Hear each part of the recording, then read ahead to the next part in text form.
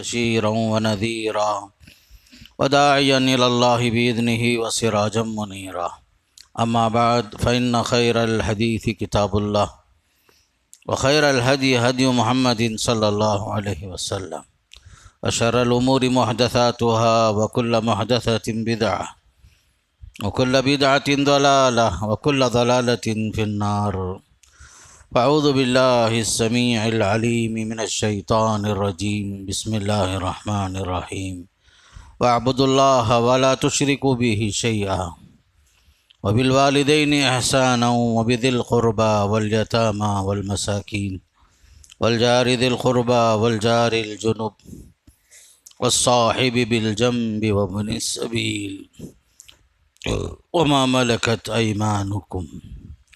وعن عائشة رضي الله عنها قالت قال رسول الله صلى الله عليه وسلم ما زال جبريل يوصيني بالجار حتى ظننت أنه سيورث. رواہ البخاری. تمام تعریفیں اس اللہ کے لیے جو ہم سب کا خالق ہے، رازق ہے، معبود برحق ہے. وہ جو چاہتا ہے کر گزرتا ہے. بادشاہت اسی کی ہے، حکومت اسی کی ہے. کائنات کے ذرے ذرے میں اسی کا حکم چلتا ہے. درود و سلام ہو اللہ کے رسول صلی اللہ علیہ وسلم پر، آپ کے صحابہ کرام، تابعین اور تبع تابعین سے اللہ راضی ہو.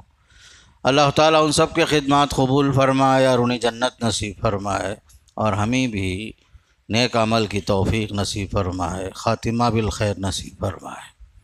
محترم حضرات، ابھی سورہ نساء کی ایک آیت خطبہ مسنونہ کے بعد آپ کے سامنے تلاوت کیا، اور بخاری شریف کی ایک حدیث آپ کے سامنے رکھا. آیت میں اللہ کا حکم اور پیغام یہ ہے وَاعْبُدُوا اللَّهَ وَلَا تُشْرِكُوا بِهِ شَيْئًا. تم سب اللہ کی بندگی کرو، اس کے ساتھ کسی کو شریک نہ ٹھہراؤ، اور والدین کے ساتھ حسن سلوک کرو، اسی طرح قرابت داروں، رشتہ داروں کے ساتھ، یتیموں اور مسکینوں کے ساتھ حسن سلوک کرو. والجار ذی القربہ، رشتہ دار جو پڑوسی ہے، جو غیر رشتہ دار پڑوسی ہے، اور ساتھ میں رہنے والے لوگ، ان تمام کے ساتھ حسن سلوک کرو. اور جو تمہارے تابع ہیں ان کے ساتھ بھی حسن سلوک کرو. حضرت عائشہ رضی اللہ عنہ فرماتی ہیں اللہ کے نبی علیہ السلام نے فرمایا کہ جبریل علیہ السلام مجھے بار بار نصیحت کیے. مجھے گمان ہوا کہیں آئندہ چل کر یہ پڑوسی جو ہے وارثوں میں شمار نہ ہو جائے، یہاں تک کیا مجھے خدشہ لاحق ہوا. قرآن کی آیت میں اور حدیث میں خاص کر توحید کا ذکر ہے، شرک سے دور بھاگنے کا حکم ہے. اس کے علاوہ چند حقوق کا ذکر آیت کے اندر. یہ آیت میں توحید بھی ہے اور شرک کے خلاف باقاعدہ ایک حکم دیا گیا کہ اللہ کے علاوہ کسی کو شریک نہ ٹھہرانا. عبادت صرف اللہ کی ہو. ہر وہ عبادت جو اللہ کے لیے خاص ہے، کسی اور کے ساتھ ذرا برابر بھی اس میں کسی کو شریک نہیں ٹھہرانا. ہر بندگی اللہ کے لیے. عبادت کے لائق صرف اللہ کی ذات ہے. مانگنا اللہ سے، شفا کی امید رکھنا اللہ سے، نفع و نقصان جو ہوگا اللہ سے ہوگا. مصیبت آئے گی بھی تو اللہ کی طرف سے، دور ہوگی بھی اللہ کی طرف سے. بیماری اور شفا کا مالک اللہ ہے، خیر اور شر اللہ کی طرف سے. یہ سر جھکے گا تو صرف اللہ کے سامنے. ہزار مصیبت بھی آئے، انسان بھٹکنا نہیں، اپنے عقیدے میں خرابی پیدا نہیں کرنا، وسوسے میں مبتلا ہو کر عاملوں کے پیچھے بھاگنا نہیں. کاہنوں، عاملوں، نجومیوں، غیب جاننے کے جو دعویٰ کرتے ہیں جھوٹے لوگ، ان کے پیچھے نہیں بھاگنا. ہر عبادت جو اللہ کے لیے خاص ہے اس میں کسی کو شریک نہیں کرنا. طواف اللہ کے گھر کا ہوتا ہے، کعبۃ اللہ کا ہوتا ہے. مزاروں کا چکر نہیں ہونا. غیر اللہ سے امید نہیں رکھنا، خوف اور رجا صرف اللہ سے۔ اگر آپ کو ڈر ہے اللہ کا، امید بھی ہے تو صرف اللہ سے امید۔ ہر چیز میں بندہ جو ہے اپنا ہر معاملہ اللہ کے حوالے کرے۔ اللہ کے سوا کوئی ہے نہیں جو ہماری ہر عبادت کا مستحق ہو۔ وہی ہمارا پالن ہار ہے، وہی ہم کو روزی دیتا ہے، وہ کھلاتا ہے، خود کھاتا نہیں ہے۔ وہ یطعم ولا یطعم، نہ وہ کھانے کا محتاج ہے، نہ پینے کا محتاج ہے، نہ نیند کا محتاج ہے، نہ اولاد کا محتاج ہے، نہ کسی دوست کا محتاج ہے، نہ بیوی کا محتاج۔ لم یتخذ صاحبۃ ولا ولدا، وہ احد ہے، اکیلا ہے، صمد ہے، بے نیاز ہے، وہ اس کی طرح کوئی نہیں۔ لیس کمثلہ شیء، اللہ کی ذات، اس کی کوئی مثال ہے ہی نہیں۔ آپ کی زندگی میں دیکھ لو، کھانا پینا بہت اہم، سونا اہم، آرام کرنا اہم۔ آپ ہمیشہ جاگتے رہے تو بیمار ہو جائیں گے، پاگل ہو جائیں گے۔ لیکن اللہ کی ذات ایسی ہے، لا تاخذہ سنۃ ولا نوم، کبھی اسے اونگنا تک نہیں ہے، سونا تو دور کی بات، اللہ سوتا بھی نہیں ہے، نظام کائنات چلا رہا ہے، ذرے ذرے کا علم اللہ کو ہے،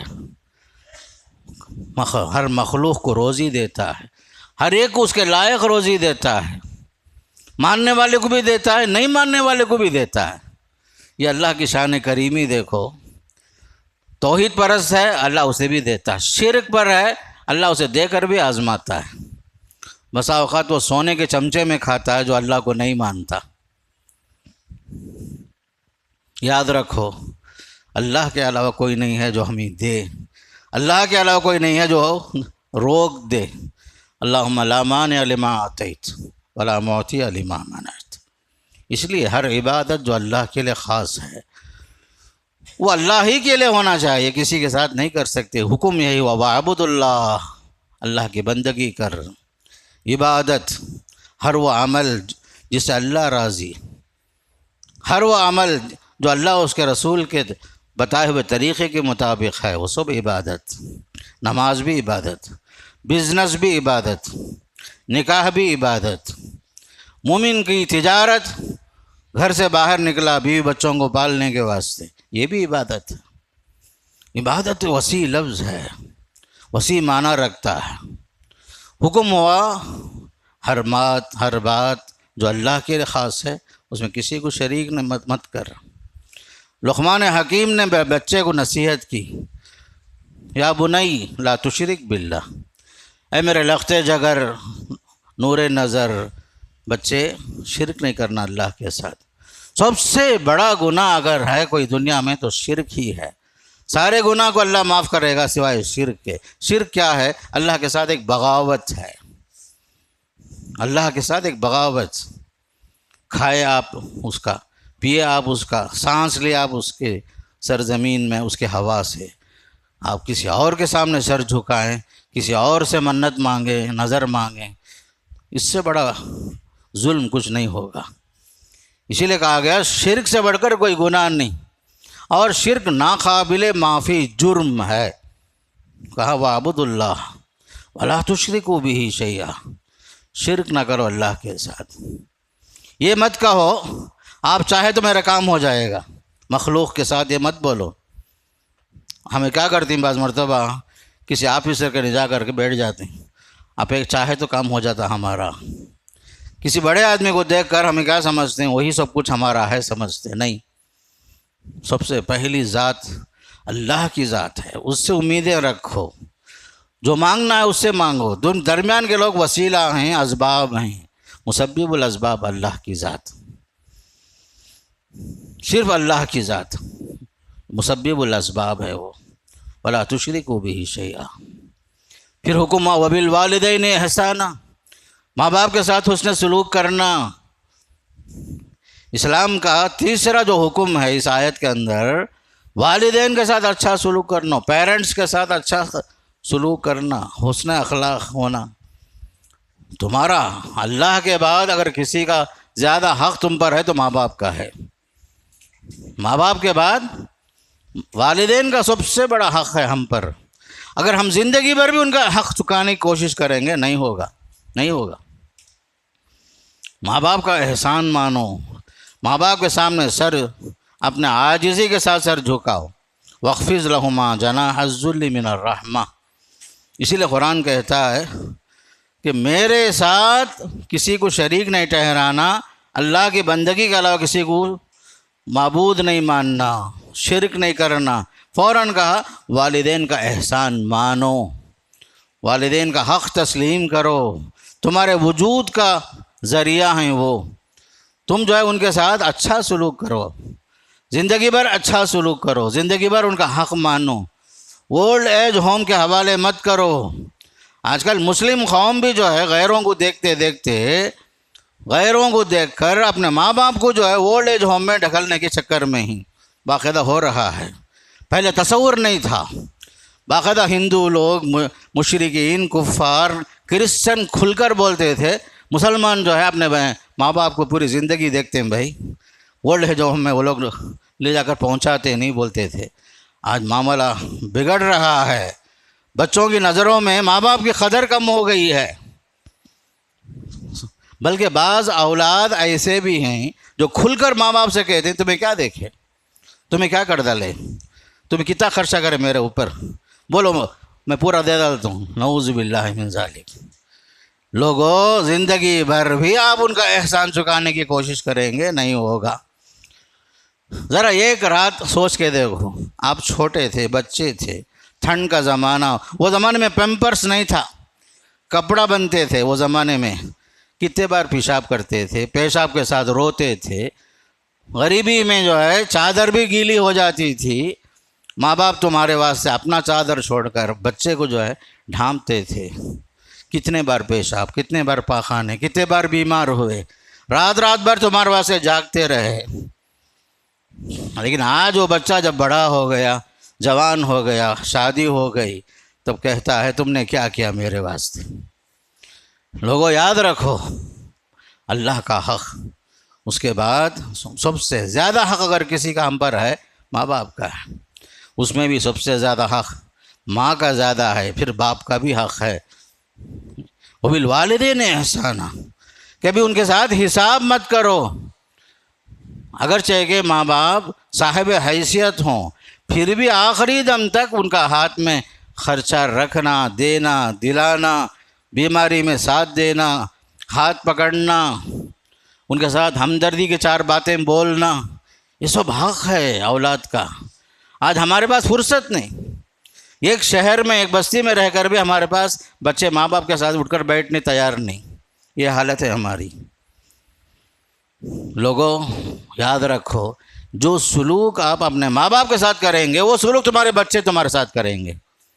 زمانہ جو ہے ایسا نہیں کہ آپ کو چھوڑ دے گا، دنیا میں ہی بعض سزائیں ملتی ہیں، اس میں اہم سزا جو ہے ماں باپ کی نافرمانی کی سزا دنیا میں مل جاتی ہے۔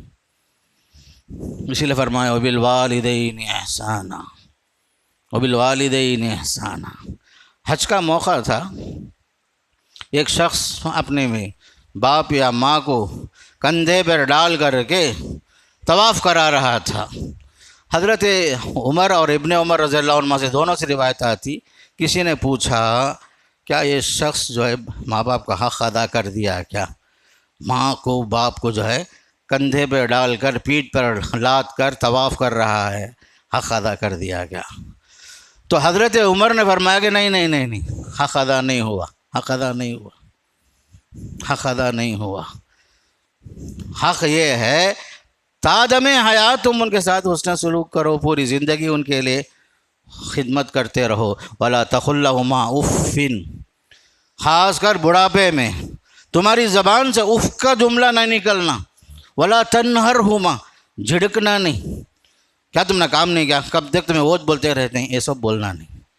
ماں باپ ہیں، عمر ہو گئی ہے، بڑھاپے میں جھنجھلاہٹ، غصہ سب آئے گا، آپ کو برداشت کرنا۔ ایک زمانہ تھا آپ بچے تھے، ایک بات پلٹا پلٹا کو کئی بار آپ بولتے تھے، ماں باپ جو ہے آپ کو برداشت کرتے تھے، پیار سے سمجھاتے تھے۔ دور بدل گیا، زمانہ بدل گیا، ماں باپ اب چھوٹے ہو گئے، تمہیں بڑے ہو گئے، لیکن سلوک میں فرق نہیں آنا۔ وہ سلوک ہر آدمی بوڑھا ہوتا ہے دوبارہ بچپنا لوٹتا ہے اس کے اوپر. ولا تقل لهما اف ولا تنهرهما وقل لهما قولا کریما. قرآن کہتا ہے ادب سے پیش آؤ، نرمی سے بات کرو، پیار سے بات کرو، محبت سے بات کرو. تمہارے آداب میں فرق نہیں آنا. بوڑھے میاں بولو، بوڑھا کا لفظ سب استعمال مت کرو، بوڑھی کا لفظ استعمال مت کرو ماں باپ کے واسطے. ٹبل میں بولیں گے پر سے، سر سے، یہ سب بولیں گے، یہ سب مت نہیں بولنا بڑوں کے واسطے. اگرچہ کہ ہر آدمی بوڑھا ضرور ہوگا، نہیں تمہارا سلوک ایسا نہیں ہونا ماں باپ کے ساتھ. احسان کا معاملہ ہو، ادب کا معاملہ ہو سکتا ماں باپ لکھپتی ہوں، کروڑ پتی ہوں، پھر بھی ہر مہینہ ان کے ہاتھ میں اپنے حیثیت کے مطابق لا کر پہنچاؤ. ہر حال میں ان کا خیال رکھو، چھوٹی چھوٹی ضرورتوں کا خیال رکھو. یہاں تک کہ میں کہتا ہوں زکوٰۃ بھی آپ دے رہے ہیں، ذرا ماں باپ سے مشورہ کرو. ابا جان آپ کے رشتہ داروں میں کون کون ہیں ذرا بولو، مشورہ لو، ان کے ہاتھ میں دو تاکہ انہوں بھی جو ہے خرچ کر سکے. عام طور پر ہمیں کیا کرتے ہیں، اپنے ہاتھ سے دیتے، میں نہیں بول رہا ہوں، لیکن ماں باپ کے ہاتھ میں دے کر دلانا، خرچ کرنا، لوگوں کو خوش کرانا، یہ سب سے اہم ذمہ داری ہے. وبالوالدین احسانا. پھر فرمایا وبذی القربی، صرف ماں باپ کے حد تک احسان نہیں، قرابت دار، رشتہ دار، خونی رشتہ، سسرالی رشتہ، دودھ کا رشتہ، دوست و احباب، یہ سب قرابت دار ہیں، ان کے ساتھ اچھے انداز سے پیش آؤ. حدیث میں آتا ہے صدقہ آپ کرتے ہیں غیروں کو ایک ثواب ملتا ہے، رشتہ داروں پر صدقہ کرتے ہیں تو ڈبل ثواب، ایک صلہ رحمی کا، ایک صدقے کا ثواب. اس لیے میرے دوستو قرابت دار جو آپ کے حقدار ہیں، رشتہ دار ہیں، ان کا لحاظ رکھو. بعض مرتبہ ہمیں کیا کرتے ہیں، دور کے لوگوں کو دے رہے ہیں، حالانکہ ہم نے کیا بھی تعلق کچھ نہیں، لیکن ہمارے قریبی رشتہ داروں میں چچا کے بیٹے، تایا کے بیٹے، ماموں کے بیٹے، سسرال میں کتنے کی لوگ مجبور ہیں صرف سفید کپڑا پہنے، عزت کے ساتھ ہیں، مانگتے نہیں ہیں تمہارے پاس، لیکن تمہیں کیا سمجھ جاتے ہیں انہیں صاحب حیثیت ہے. غلط ہے میرے دوست. بہت سارے ایسے لوگ بھی ہیں معاشرے میں، ہمارے گھروں میں، رشتہ داروں میں، آپ سے اصرار کر کے نہیں مانگتے. لا یسألون الناس الحافا، تمہارے دروازے پر آتے نہیں، مانگتے نہیں. عزت کا مسئلہ، وقار کا مسئلہ، اسٹیٹس کا مسئلہ. ایک زمانے میں اچھی حیثیت میں تھے وہ لوگ، ایسے لوگوں کو تلاش کر کے دو. پہلے آپ اپنے قرابت داروں کو دینا. حدیث میں حکم یہی آتا ہے تؤخذ من اغنیائہم وترد علی فقرائہم. زکوٰۃ مسلم معاشرے کے مالداروں سے لے کر انہی کے فقراء پر تقسیم کریں گے. اب ہمارے پاس دور دور سے آیا اسے دے رکھیں ہمیں، لیکن ہمارے پاس کتنے لوگ ہیں قرابت دار، رشتہ دار، ان کو ہمیں دیتے بھی نہیں، دیتے بھی ہیں تو برائے نام. وہاں دیتے ہیں جہاں ہمارا نام آنا، ریاکاری کے واسطے، دکھاوے کے واسطے. الا ماشاء اللہ. ایسا مت کرو میرے دوستو. آپ کے مال کا حق آپ کے رشتہ داروں کو ہے. وفی اموالہم حق للسائل والمحروم. زکوٰۃ کا ایک اصول یاد رکھو، زکوٰۃ مانگنا نہیں ہے، زکوٰۃ دینے کا حکم ہے قرآن میں. واقیموا الصلاۃ وآتوا الزکاۃ. زکوٰۃ دینا، میں صاحب حیثیت ہوں، تلاش کر کے جا کے دینا. میرے گھر کے پاس 4 آدمی آنا نہیں، میں خود جانا، تلاش کر کے دینا. حضرت عائشہ رضی اللہ عنہ سے ایک روایت آئی، حضرت عائشہ رضی اللہ عنہ نے فرمایا دیکھو، اپنے خادم سے کہا فلاں مدینے میں فلاں صاحب مستحق ہیں، یہ جا کر کے ان کے ہاتھ میں مت دینا، تکیے کے نیچے رکھ ڈالو یا ان کے جیب میں رکھ کر آ جاؤ. گئے وہ صاحب، دیے، آ گئے. اور یہ مت بولنا عائشہ رضی اللہ عنہ نے جو ہے آپ کو سلام کہا، دعا کرو بولے، سب کیا ہے بولنا نہیں، خاموش آ جاؤ. بعد میں آنے کے بعد پوچھے وہ صاحب آپ نے کیوں ایسا کہا، تو حضرت عائشہ رضی اللہ عنہ نے جواب دیا کہ اللہ کا حکم ہے زکوٰۃ دینے کا.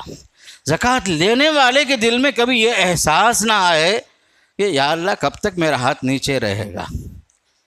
کب تک میں لیتے رہوں گا، کب میں دینے والے بنوں گا؟ اس لیے ان کو احساس کمتری نہیں ہونا، اس لیے تم کیا کرو، ان کے ہاتھ میں رکھنے کے بجائے تکیے کے نیچے رکھ کر آ جاؤ، جیب میں رکھ کر آ جاؤ، تاکہ ان کو جو ہے احساس کمتری نہ آئے، میں کب تک فقیر بن کر رہوں گا، کب تک لیتے رہوں گا، میں کب دینے والا بنوں گا، یہ احساس نہیں ہونا۔ تو ہم لوگ جو ہے زکوٰۃ کا مال زکوٰۃ بول کر دینے کی بھی ضرورت نہیں بھائی۔ اب ہمیں کیا سمجھتے ہیں، زکوٰۃ دے تو حق ادا ہو گیا، سمجھے؟ نہیں، زکوٰۃ کے علاوہ اور بھی حق ہیں۔ حدیث میں آتا ہے وَإِنَّ فِي الْمَالِ حَقٌّ سِوَى الزَّكَاةِ، زکوٰۃ کے علاوہ اور بھی حق ہیں تمہارے مال میں، اور بھی حق ہیں۔ صدقہ کرو، خیرات کرو، لوگوں کو کھلاؤ پلاؤ، یہ سب نیکی کے بہت سارے کام ہیں۔ صرف سال میں ایک بار زکوٰۃ دے کر میرا کام ہو گیا مت سمجھو۔ وفی اموالہم حق للسائل والمحروم، تو وبذی القربیٰ، پھر فرمایا قرابت داروں کا تمہارے اوپر حق ہے، احسان ان کے ساتھ کرو، اچھا سلوک کرو۔ پھر فرمایا وبذی القربیٰ والجار ذی القربیٰ، قرابت دار میں کچھ رشتہ دار بھی ہیں، قرابت داروں میں پڑوسی بھی ہیں، ان کا بھی لحاظ رکھو۔ والجار الجنب، کچھ دور کا بھی پڑوسی ہے، قریب کا پڑوسی، رشتہ دار پڑوسی، غیر رشتہ دار پڑوسی بھی ہے۔ والصاحب بالجنب، ہمیشہ تمہارے ساتھ اٹھنے بیٹھنے والے، کام کرتے ہیں آپ، وہاں بھی کچھ لوگ رہتے ہیں، سفر میں ہی تمہارے ساتھ اٹھنے بیٹھنے والے لوگ بھی ہیں، ان کو بھی صاحب بالجنب کہا جاتا ہے۔ تو الغرض جو ہے بہت سارے حقوق ہیں جو اللہ ہم سے چاہتا ہے، توحید کے ساتھ ساتھ صرف توحید میں کامل ہو گئے بول کر سونا نہیں، توحید کے ساتھ کچھ حقوق بھی ہیں، کچھ حقوق اللہ ہیں تو کچھ حقوق العباد بھی ہیں۔ اب اسی لیے دیکھیے وہ حدیث جو میں پڑھا آپ کے سامنے کتنی اہم ہے۔ اللہ کے نبی علیہ السلام فرماتے ہیں مجھے جبریل امین آ کر بار بار نصیحت کرتے رہے، بار بار نصیحت کر رہے، یا محمد تمہارے پڑوس کے ساتھ اچھا سلوک کرو۔ مجھے یہ گمان ہوا آئندہ چل کر وارثوں میں کہیں شمار نہ ہو جائے یہ پڑوسی، مجھے یہاں تک اندیشہ ہوا، گمان ہوا۔ تو میرے دوستو، پڑوسیوں کے کچھ حقوق بھی ہیں۔ پہلا حق یہ ہے آپ ان کو اذیت نہ پہنچائیں، تکلیف نہ پہنچائیں۔ حدیث میں آتا ہے من کان یؤمن باللہ والیوم الآخر فلا یؤذی جارہ، بخاری کی حدیث ہے، جو آدمی اللہ پر آخرت پر ایمان رکھتا ہے وہ پڑوس کو اذیت نہ پہنچائے، تکلیف نہ پہنچائے، ایذا رسانی نہیں ہونا۔ بہت سارے پڑوسی سامنے کے دروازے میں دیوار سے متصل ادھر بھی ہیں ادھر بھی ہیں۔ امام مالک سے پوچھا گیا، امام مالک رحمۃ اللہ علیہ سے، پڑوس کا حق کہاں تک ہے؟ 40 گھروں تک بولے امام مالک رحمۃ اللہ علیہ، دائیں بائیں، ویسے دیکھے تو پوری گلی آ جاتی ہے ہماری۔ لیکن سب سے زیادہ حقدار کون ہے؟ جس کا دروازہ آپ سے زیادہ قریب ہے، جس کا دروازہ آپ سے زیادہ قریب ہے۔ اور حدیث میں یہ بھی آتا ہے وہ شخص مسلمان کہاں سے ہوا، پیٹ بھر کے کھایا، پڑوسی بھوکا ہے، معلوم بھی نہیں، آپ کو احساس بھی نہیں اور آپ کو خبر بھی نہیں۔ ہمارے ایمان کا تقاضا ہے بھائی پڑوسیوں کے ساتھ۔ آج دنیا دیکھو عالمی سطح پر پڑوسی کے حق کو تسلیم کر رہی ہے۔ 1400 سال پہلے ہمارے نبی علیہ السلام نے بتا دیا پڑوس کے ساتھ اچھا سلوک کرو، اس لیے کہ تمہارا اٹھنا بیٹھنا اچھے میں برے میں کام آنے والا، سب سے پہلے بھاگ کر آنے والا تمہارا پڑوسی ہے۔ تمہارے قریبی رشتہ دار رہیں گے، دور رہیں گے، کوئی جلدی آئے گا نہیں وقت پر کام آنے کے لیے۔ آپ کو ضرورت پڑی چاول کی، نمک کی، اچانک رات میں شکر کی، پڑوسی کام آئے گا۔ اللہ نہ کرے گھر میں آگ لگی، پڑوسی بھاگ کر آئے گا۔ پڑوس کا بڑا حق ہے بھائی، پڑوس کا بڑا حق ہے، اسی لیے کہا گیا پڑوسی کے ساتھ اچھا سلوک کرو۔ پہلا حق اس کا یہ ہے آپ اذیت نہ پہنچاؤ۔ دوسرا حق یہ ہے اس کا احترام، اس کی عزت کا لحاظ، اس کے ناموس کا لحاظ رکھو، پڑوس کی عزت کا لحاظ رکھو۔ اکرام ضیف، اکرام جار، پڑوسی کی عزت کا لحاظ رکھو۔ حدیث میں یہ بھی آتا ہے من کان یؤمن باللہ والیوم الآخر فلیکرم جارہ، پڑوس جو آدمی اللہ پر آخرت پر ایمان رکھتا ہے چاہیے کہ وہ شخص اپنے پڑوس کی عزت کرے، احترام کرے۔ احترام، پڑوس کی عورتوں کو، ان کے بچوں کے ساتھ، سب کے ساتھ اچھا سلوک، کسی کے گھر میں جھانکنے کی آپ کوشش نہیں کرنا۔ حدیث میں آتا ہے کسی کو بلانا بھی ہو بیل بجا کر کے کنارے کھڑے ہو جانا، بیچ میں دروازے کے سامنے کھڑنا نہیں، کسی کے کھڑکی میں جھانکنا نہیں۔ حدیث میں آتا ہے اگر کوئی بغیر اجازت کے جھانکتا ہے اس کی آنکھ پھوڑ دو۔ یہ بھی ہے۔ اور ایک معاملہ یہ بھی ہے، اکرام کے ساتھ ساتھ ان کے عیبوں کی تلاش میں نہیں رہنا۔ بعض مرتبہ والوں کی عادت ہوتی ہمیشہ دوسروں کے ٹوہ میں لگا رہتے، انہیں کیا کرتا، کب آتا، کب جاتا، کیا ہے، غیر ضروری چیز۔ حدیث میں آتا ہے کسی کی عیب کے پیچھے مت لگو۔ آپ نے فرمایا اے جماعت، اے وہ معاشرہ جو زبان سے ایمان تو لایا ہے لیکن ایمان دل میں داخل نہیں ہوا، تم لوگ آپس میں غیبت نہ کرو۔ اور یہ بھی فرمایا ایک دوسرے کے عیب کے پیچھے مت پڑو، ٹوہ میں مت لگو، جاسوسی مت کرو۔ فرمایا من تتبع عورت اخی تتبع اللہ عورتہ، جو آدمی اپنے بھائی کے ٹوہ میں لگا رہتا ہے، اس کی عزت اور ناموس کے ساتھ کھیلنا چاہتا ہے، اسے بدنام کرنا چاہتا ہے، اللہ تعالیٰ اس کے پیچھے لگ جائے گا۔ ومن تتبع اللہ عورتہ یفضحہ ولو فی جوف بیتہ، اگر اللہ تعالیٰ کسی کے پیچھے لگ جائے اللہ تعالیٰ اسے اس کے گھر میں، معاشرے میں، سوسائٹی میں ہی، اس کے گھر کے اندر اسے رسوا کر دے گا۔ فرمایا کسی کی عزت کے ساتھ کھیلنا نہیں، یہ بھی بہت اہم معاملہ ہے۔ پڑوسی کا احترام، پڑوسی کی عزت بہت اہم چیز ہے۔ بعض مرتبہ گھر بناتے ہیں ہم لوگ آپس میں ایک دوسرے کے پڑوس میں رہتے ہوئے، ذرا تکلیف تو ہوتی ہے، ذرا برداشت بھی کر لینا، لیکن پڑوس کی زمین پر قبضہ نہیں کرنا۔ یاد رکھو گھر بناتے ہوئے کبھی جو ہے 1 انچ 2 انچ 4 انچ 10 انچ بول کر ان کی جگہ میں قبضہ نہیں کرنا، اپنی زمین کے حد تک رہو اور کسی کی زمین پر ناجائز قبضہ کرنے کی کوشش مت کرو۔ بعض مرتبہ آج کل یہ بھی چل رہا ہے، کسی کی زمین ہے، کوئی آدمی رشوت دے کر کے غلط سلط انداز سے دوسروں کی زمین ہڑپ کر لیتا ہے۔ یاد رکھو حدیث میں آتا ہے 1 بالی زمین اگر آپ کسی کی ناحق ہڑپ کریں گے، اللہ جو ہے 70 گز زمین کے برابر زمین کو لپیٹ کر قیامت کے دن ہمارے گلے میں ڈال دے گا اللہ تعالیٰ۔ ناحق زمین پر قبضہ نہیں کرنا۔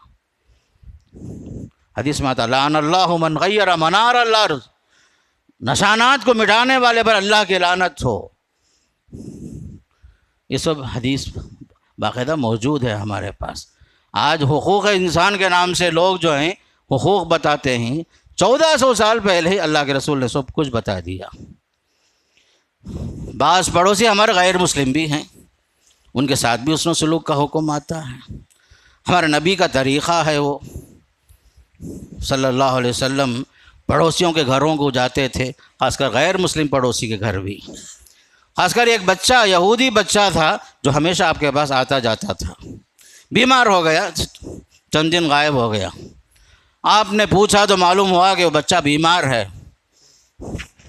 آپ گئے اس کے گھر میں جا کر کے باقاعدہ بیمار پرسی کی صلی اللہ علیہ وسلم۔ دیکھا بچہ اب کی تب کی بلکہ ہے، مرنے کے قریب ہے۔ اللہ کے رسول نے فوراً کہا بیٹا کلمہ پڑھ لے، اشہد ان لا الہ الا اللہ اشہد ان محمد رسول اللہ۔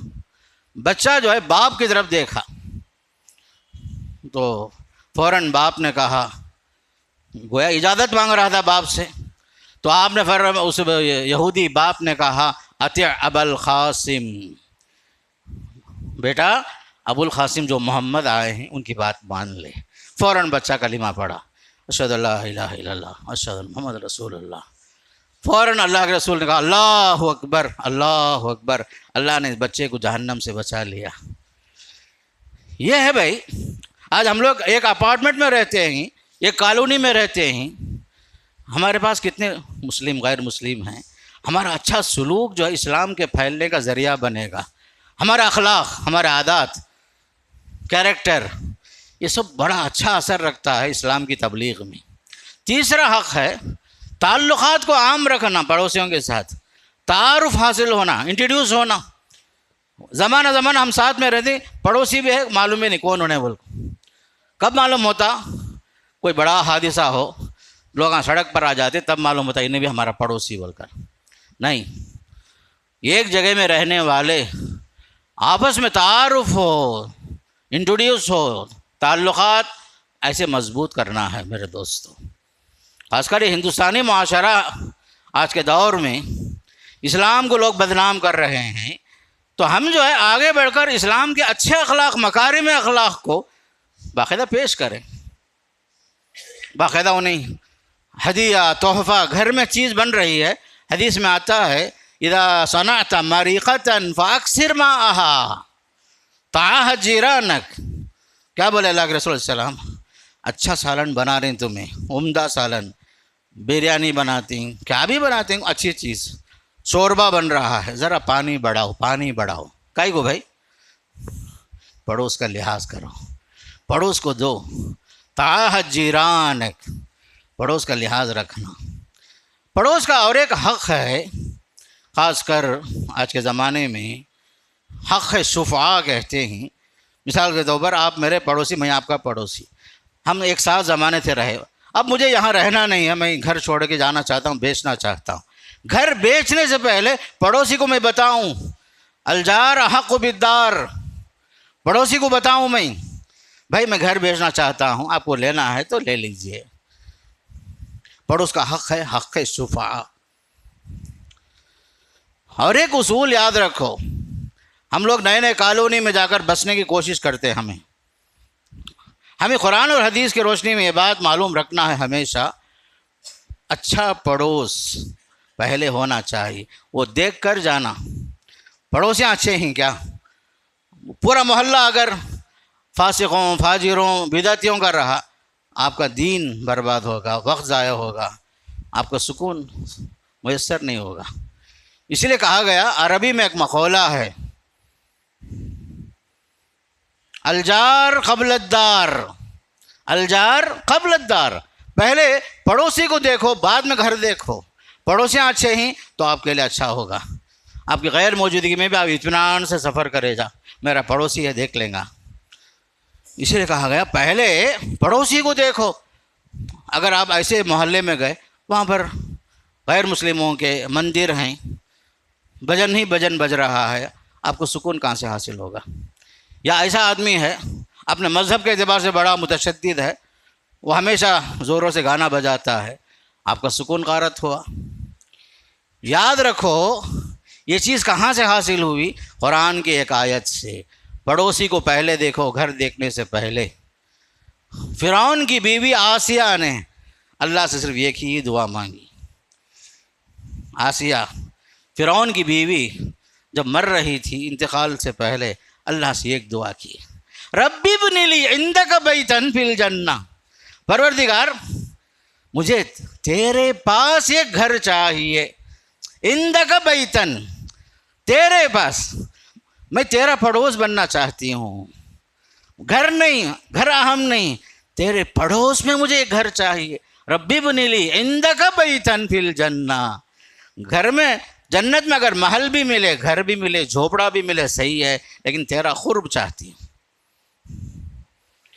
یہ سب سے اہم ہے، مسجد سے قریب گھر ملا الحمدللہ، لیکن میرے دوستو معاف کرنا، بہت سارے مسجدوں میں دیکھتا ہوں پڑوسیاں ہیں آس پاس میں، سب سے زیادہ سست اگر کوئی ہے تو مسجد کا پڑوسی ہے۔ دنیا سے لوگ کونے کونے سے آ جاتی مسجد آباد کرنے، پڑوسی سوتے رہتا، اللہ ماشاء اللہ۔ ایسا نہیں ہونا میرے دوستو، آپ اگر مسجد کے پڑوسی ہیں تو آپ کا حق ہے سب سے پہلے آنا، ضرورت پڑنے پر آپ کو آگے بڑھ کے اذان دینا، مؤذن نہیں آیا، ٹائم ہو گیا ہے، آپ کو اذان دینا، حق جوار آپ کا ہے بھائی، یہ سب یاد رکھو۔ قرآن یہ کہتا ہے وَبِالْوَالِدَيْنِ إِحْسَانًا وَبِذِي الْقُرْبَى وَالْيَتَامَى وَالْمَسَاكِينِ، یتیموں، مسکینوں، قرابت داروں، سب کے ساتھ حسن سلوک کرو۔ اسلام نام ہے حسن اخلاق کا، حسن اخلاق کا۔ اگر آپ کا اخلاق صحیح ہے سمجھو سب کچھ صحیح ہے۔ کسی نے کہا انگریزی میں صحت چلی گئی، ہو سکتا ہے صحت یاب ہو جائیں، دوبارہ علاج ہو جائے، دولت گئی کما لیں گے دوبارہ، اخلاق گیا تو کچھ بھی نہیں۔ Health is loss, nothing is loss, wealth is loss, nothing is loss, character is loss, everything is loss. اخلاق گیا، انسان یاد رکھو دوبارہ صحیح نام کمانے میں زمانہ لگتا، اس لیے اپنے اخلاق سدھارو، پڑوسیوں کے ساتھ اچھے انداز سے پیش آؤ، قرابت داروں، ماں باپ کے ساتھ، رشتہ داروں، سب کے ساتھ اچھا سلوک کرو، اللہ کی بندگی کے ساتھ ساتھ۔ اس آیت کے اندر یہی بات بتائی گئی، اور حدیث میں جو پڑھا آپ میں، اس میں یہی بتایا جبریل امین مجھے بار بار نصیحت کیے، اے محمد پڑوس کا خیال رکھنا، پڑوس کا خیال رکھنا، مجھے گمان ہوا کہیں ایسا نہ ہو وہ بھی وارثوں میں شمار ہو۔ اللہ تعالیٰ مجھے بھی اور آپ کو بھی سننے سے زیادہ عمل کی اللہ توفیق نصیب فرمائے۔ اقول قولی ھذا استغفر اللہ لی ولکم ولسائر المسلمین من کل ذنب فاستغفروہ انہ هو الغفور الرحیم۔ اللہ اکبر، استغفر اللہ، استغفر اللہ،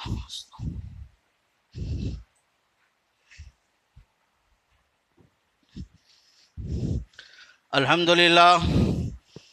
للہ نحمدہ ونستعینہ ونستغفرہ ونؤمن بہ ونتوکل علیہ ونعوذ باللہ من شرور انفسنا ومن سیئات اعمالنا، من یہدہ اللہ فلا مضل لہ ومن یضلل فلا ہادی لہ، واشہد ان لا الہ الا اللہ وحدہ لا شریک لہ، واشہد ان محمدا عبدہ ورسولہ ارسلہ بالحق بشیرا ونذیرا وداعیا الی اللہ بإذنہ وسراجا منیرا، اما بعد فاعوذ باللہ من الشیطان الرجیم، ان اللہ وملائکتہ یصلون علی النبی یا ایھا الذین آمنوا صلوا علیہ وسلموا تسلیما، اللہم صل علی محمد وعلی آل محمد کما صلیت علی ابراہیم وعلی آل ابراہیم انک حمید مجید، اللہم بارک علی محمد وعلی آل محمد کما بارکت علی ابراہیم وعلی آل ابراہیم انک حمید مجید،